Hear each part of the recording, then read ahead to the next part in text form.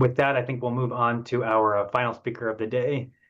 So when we thought of this last topic of kind of what kidney policy will look like 25 years from now and in the next decades, there's only one person we thought who could give this talk, and we're glad she said yes. So we're happy to have Dr. Suzanne Watnick speaking about kidney care in 2050. Dr. Watnick is a professor of medicine at the University of Washington in Seattle and a practicing nephrologist who cares for veterans at the Puget Sound Veterans Administration. Dr. Watnick continues to teach medical students, residents, and nephrology fellows about kidney care. Currently, she is serving as the inaugural health policy scholar in residence for the American Society of Nephrology, and she chairs the ASN Policy and Advocacy Committee. Like I said, there's no better person to give this talk, so thanks very much for joining us today. Thank you so much, and I've actually learned so much myself from this entire symposium. So let me bring this into appropriate presentation mode. So I was asked to talk about this very interesting topic, I thought, long-term policy goals to improve patient outcomes. A lot of the nephroeconomics talks, we talk about the economic impacts in kidney care. And usually when I'm not talking about economic impacts, maybe I'll start off with a case study. And so I actually decided to pivot on this presentation and to go straight to thinking about patients. So our objectives today, I did want to talk about short and long-term policy changes that are both incremental and major, and then consider several areas that you've already heard about in some detail about transplantation, maintenance dialysis, briefly touch on chronic kidney disease. More than anything, I want to emphasize that this needs to be de-siloed for an optimal patient journey. I hope these next couple of cases will illustrate all of that. So and these are actual individuals who I've helped to care for over their journey with kidney disease. Mrs. D, who is a 58-year-old woman with chronic kidney disease, stage 4 due to hypertension, very difficult to control volume overload, and really no potential living donor at the time.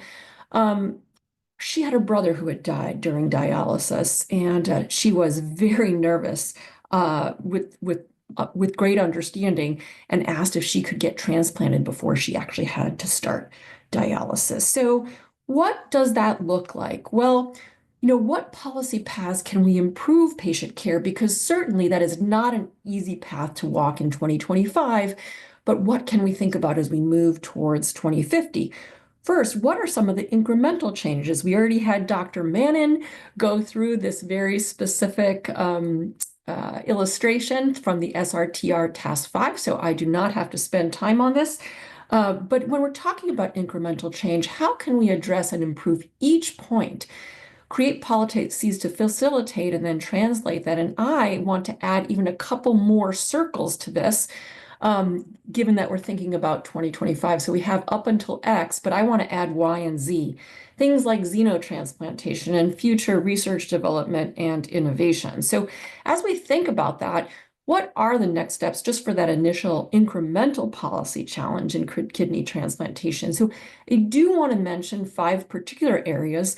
The regulatory hurdles, first off, absolutely hinder the adoption of novel therapies. You heard about this a little bit earlier on with Dr. Shaw's talk, and then Dr. Mannon also mentioned some of the hurdles, xenotransplantation, bioengineered organs. We need to start thinking about that now so we can think about how to bring that into the arena as this becomes more of a reality for patients, not just on protocols, but rather in general care.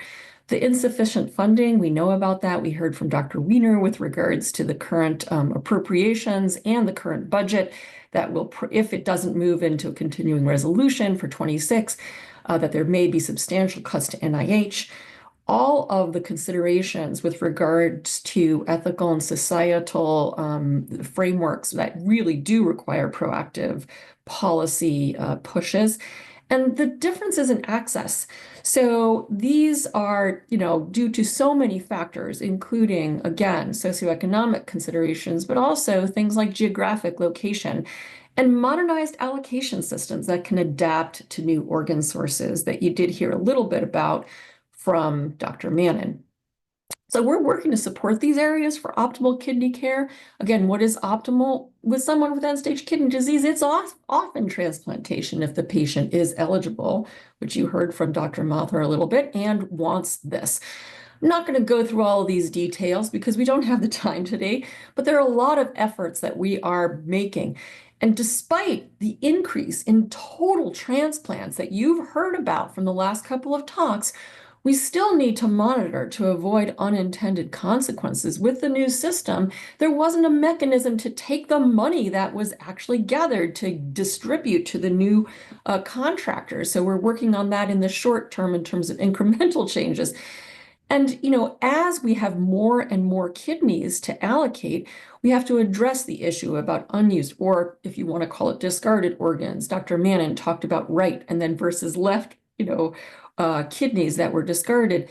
Supporting living donors. I don't need to go into details. You just heard Dr. Mather address that pretty substantially. Honoring the wait list. So, we've seen an out-of-sequence organ numbers increasing quite a bit, and making sure that not just are you authorizing, but you're also appropriating the dollars to do the work and engage those legislators, like you heard Dr. Wiener first off. We heard a lot about the models from Dr. Erickson and others to change the system to incent better models of care. IOTA may not be perfect, but we need to give input to continue to modify and move forward. Just like Precious McCowan mentioned, every bit of engagement can move the needle. So, what do we need just in terms of the landscape in order to have infrastructure to improve outcomes 25 years from now? Well, we absolutely heard a lot about data sharing. I won't go into these details, but one of the ASN goals has specifically been about making sure that data are aligned. So, the data that we see from SRTR and USRDS and OPTN, the death data doesn't necessarily match. We want to make sure that we are looking at data sources that are aligned. In addition to that, we need to also make sure that our standards are going to be there again, so we have a basic understanding of what we need to improve 2050 outcomes. Again, working collaboratively. Just 2 weeks ago, we met with HRSA and other professional societies on multiple occasions. And we need to develop a consensus-based data dictionary for transplant nephrology, for example. And, we can participate or we can lead, not necessarily ASN only, but all of us in the community. And really, we want to engage everybody. So in terms of future transplant system overhaul, these are done. We start to move closer to that higher transplantation rate. We heard about the maybe not perfectly named SUS-OPTN modernization. And so these policies for payment and infrastructure can create sustainable scenarios.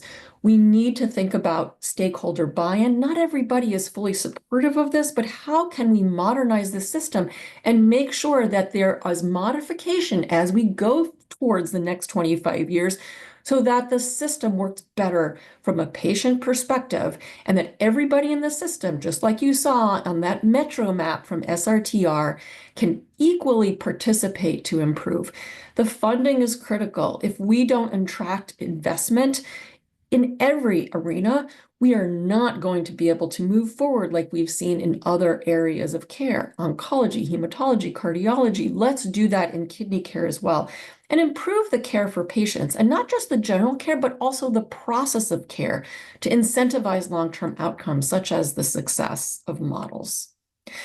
So can we think bigger or even disrupt further beyond the movement from incremental to more to larger changes? I want to mention first and foremost of these next 5 that, there has not been a lot of work in terms of the role of the patient in transplant care decision-making. This seems really obvious, but a fundamental difference in approach and cultural shifts are needed. Patients want to know this data and can be so helpful in navigating. Kate Butler, for example, is doing some great work in this area, as are others in qualitative arenas, to make sure that the patients are involved as the whole system moves forward. Streamlining regulatory pathways for xenotransplantation. I won't go into all the details, but it is going to take a lot of work, and we probably won't even get it right in the next 10, 15 years, but maybe in 25. investment, not just from the government, but private investment, attracted to our space. If we build it, hopefully they will come in terms of bioengineering and organogenesis. What is that research to think about the clinical translation? Lab grown, 3D printed, engineered kidneys, all of these are in process right now. Things like mechanisms like Kidney X may not be enough, but they can indicate to private investors that this is a place that the government might be interested in. Maybe not just a national framework. I know this sounds really iconoclastic, but a global framework. Is there any way to think about ethical or transparent systems for distributing organs, maybe even AI-driven matching or allocation algorithms? I know this is aspirational.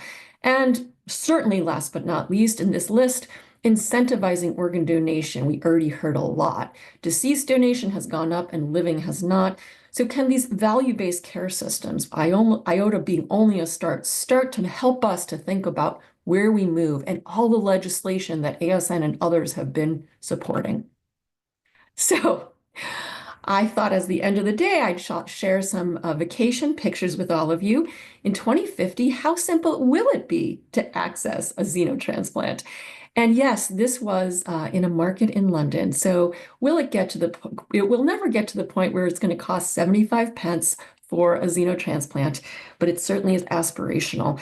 And in order to get there, I do want to just talk about if we have an aspirational status quo, we need to be able to maintain and grow that. So we need to think about these 4 areas. Pay attention to this slide because this slide will come up again. Interoperability standards, policies for novel technology, as well as things like telehealth.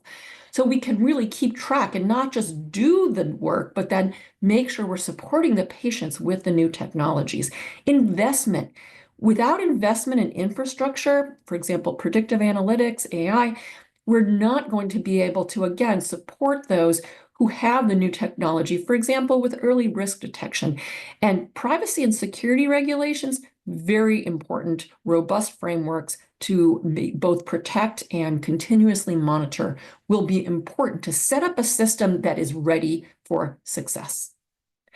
So if you're a person in 2050 and you need to have options, wouldn't it be nice to sunset the age-old dialysis for most who are approaching end-stage kidney failure? And will the sun rise on a new age of available organs with this whole menu of options? Okay, so with that lovely thought, we'll move on to case 2, which is a case of Mr. P, 71-year-old gentleman who just started dialysis. 5 years ago, he was referred, and a nephrologist initiated goal-directed therapy. They predicted that he had a 50% chance of starting dialysis in 2 years. He made it 5 years. But nonetheless, he had to start peritoneal dialysis, which was his choice, and he had a lot of symptoms of uremia, and he still is navigating transplantation workup. He wants a better quality of life at this point, not doing well on PD, and wishes he didn't have to consider hemodialysis. So what I do want to say here is, what is the state of the art for kidney failure? I will tell you, in 2000 and 2025, it didn't look that different to me walking into dialysis units when I was a fellow versus now. And I don't want it to look like this in 2050. You know, if you think about other areas, this was my cell phone actually in 2000, and now we have, health monitoring via AI. In 2050, we may be looking at holograms from our wrists. So we really have a ways to go. So again, aspirational thoughts here in terms of policy paths to move patient care, not just from an incremental change, but hopefully to major disruption. You heard Dr. Shah talk quite a bit about the ESRD prospective payment system right now, and that it was based on 2008 healthcare that began the process in 2011. It was good for that time, but that was not made for 2025 and certainly not for 2050. So how can we be out with the old and in with the new? Hopefully we'll at least be moving from that caterpillar to the cocoon, and in terms of more extensive changes, maybe even to that butterfly. So short-term or incremental policy reform, maybe over the next 1 to 3 years. You heard about the concept of refining the base rate and strengthening the quality of care or the quality incentive program. Maybe we could think about better bonuses, not just penalties. Promoting and addressing differences between populations is going to be critical to be able to, raise the tide for all. Enhancing transparency and stakeholder engagement is not a small task. Anything we can do, even over the next 5 years, will benefit the next 25. And short-term innovation, including drugs and technology, is really going to require long-term 2050 change. This next slide, I'm not going to go through all of these details, which I just gave you a nice overview on, but I will go through the letter E, which is the key areas for reform with regards to improving drug therapy and technology, because that morphs into the longer term needed changes. You actually heard Dr. Shah talk about the TDAPA and TPNIES programs, meaning trying to encourage payment for new drugs and new technologies. It was a good step, but it's really just a Band-Aid, and it's not attracting investors. So I do want to continue the vacation analogy. So I was in London. I was also in Tuscany. I spent 2 hours, not kidding, running up a hill, not seeing a single individual in that entire time. And I thought to myself, wow, no one's using these pathways. And when I got to this sign, the first thing I thought of, oh, just like TPNIES and TDAPA. And so, it's not a full failure, but I would say that the TPNIES and TDAPA programs are less of a success than we certainly had wanted them to be. And short term, we really do need to think about expanding payment, maybe from 2 to 3 years for TDAPA drugs, lowering barriers. We saw some of the MedPAC slides on this, and it doesn't look like there's going to be new money added. But patient access needs to prevail to move things forward. So longer term, we need to de-silo care, create pathways, and unlikely is it going to be cost neutral. So we as a community need to advocate for our patients, need our patients to advocate for themselves too, to speak about how we need to attract investments and get people off dialysis. So the longer term policy form, transitioning to not just value-based, but other care models, integrating care, including transplant, supporting that innovation and technology that I just mentioned, and promoting choice and flexibility, as well as addressing the organ shortage, which I really did spend quite a bit of time on with regards to case one. I'll spend some time on these first 2 slides, A and B of the A through E, because I think it's worth spending 1 minute on each, talking about transitioning to value-based and other care models. The issue is that we heard from Dr. Shah. Currently, this silos care, and we need to explore alternative models rewarding comprehensive, coordinated care, include the CKD aspect, and make sure there's a transition pathway to transplantation. The CKCC model, which we just got word 3 days ago that there are potentially going to be additional downside financial aspects to it in the next years, we need to advocate for the importance of this to de-silo care. For fee-for-service reform, which now is only half of all of the Medicare program, we need to go through congressional channels unless we go through the Innovation Center through regulatory channels. Can we make this mandatory for anybody? That is a bold concept, but again, I've been assigned to think about the future. And for Medicare Advantage, we need to ensure that payment has stricter guardrails. We need to get reimbursed for those drugs. You heard Dr. Lin talk about this very extensively. And just in terms of integrating care for CKD and end-stage kidney disease, this is going to potentially lead to a lack of early intervention and slowing CKD prevention. So we need to think about the payment models that include the latest medications that slow CKD. We saw some slides earlier about SGLT2 inhibitors and including the newer medications, nonsteroidal MRAs, GLP-1 agonists, and everything else coming down the pipeline. It needs to include the nephrologists, the dialysis organizations, the transplant system, primary care folks, which will be another challenge, known and future therapy, and all options for patients.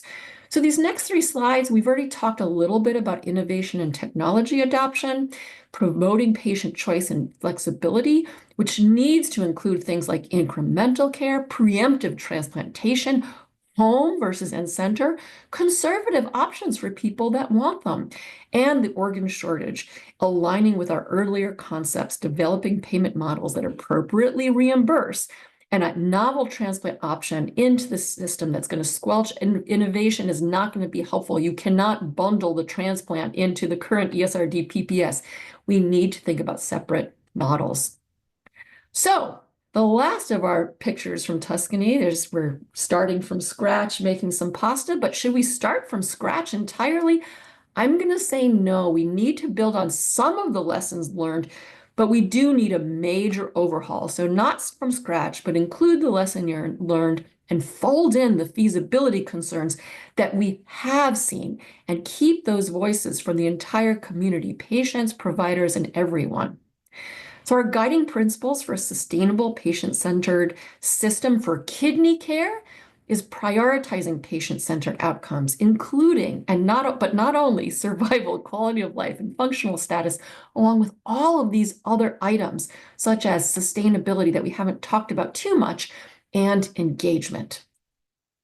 Working together for a better future in kidney care and charting a course for a transformed payment system, we need to have ongoing dialogue and collaboration amongst those at CMS, patients, providers, researchers, and policymakers. We're doing this now. Data-driven decision-making and rigorous evaluation of those policy changes are critical, and a commitment to continuous improvement, just like Precious said earlier. Every little bit helps, and adapting that ESRD PPS to overall kidney care is necessary. So the key message is we can create a kidney care PPS that better serves patients. This slide, although it looks different, is the same slide at the end of case 1 of thinking about novel technology, investment in AI, data privacy and security, and interoperability. So our goal, the second to last slide, is to improve patients' lives, no matter the policy issues. We can't forget that the point of this hard work is to improve people's lives. Our hope is that in a future world, Mrs. D from case 1, whose brother died on dialysis, gets a preemptive transplant.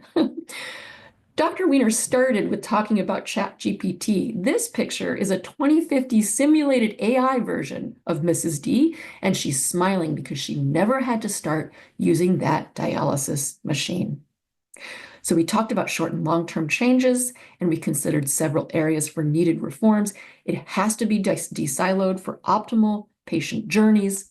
And I just want to acknowledge everybody who's been involved, all of the patients who have allowed me and others to care for them and support them, the ASN, all of the others on this list. And at this point, I don't know if we have extra time, but I'll open for questions. Thank you so much. Thanks so much, Suzanne. Great look into the future and what we might expect.